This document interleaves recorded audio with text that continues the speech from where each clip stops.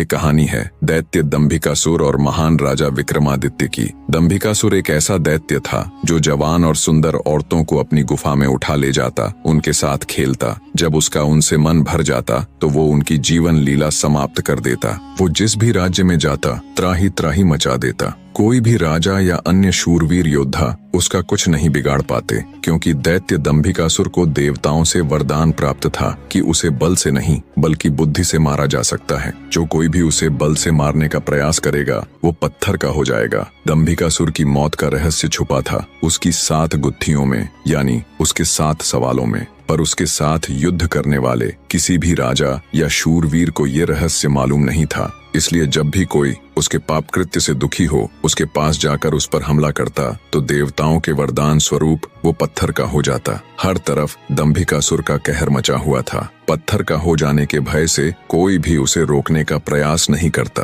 पर कहते हैं ना, जब पाप का घड़ा भर जाता है तो उसके भी फूटने का समय आ ही जाता है। हर जगह अपनी मनमानी कर एक दिन दैत्य दंभिकासुर ने उज्जैन नगरी की तरफ रुख किया। उज्जैन नगरी के ऊपर उस समय महान राजा विक्रमादित्य का शासन था। महाराज विक्रमादित्य न केवल बलशाली थे बल्कि वे बहुत बुद्धिमान भी थे। उन्हें हर प्रकार के कौशल में महारत हासिल थी।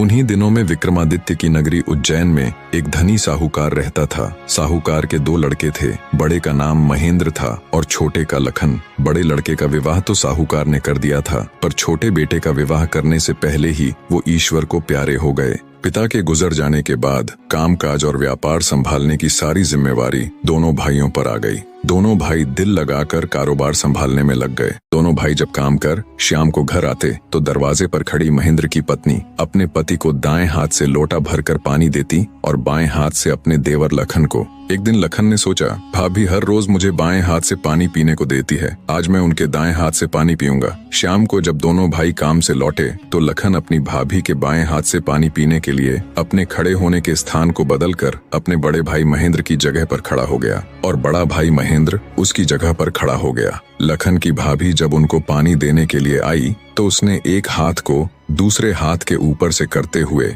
दाएं हाथ का लोटा अपने पति को दे दिया और बाएं हाथ में पकड़ा हुआ लोटा लखन को दे दिया। ये देख, लखन बोला, भाभी आज मैंने भैया के स्थान पर खड़ा होकर सीधे हाथ से दिया हुआ पानी पीना चाहा, परंतु आपने अपने हाथों को बदलते हुए मुझे बाएं हाथ से ही पानी दिया। आप मुझे बताएं, आपने ऐसा क्यों किया?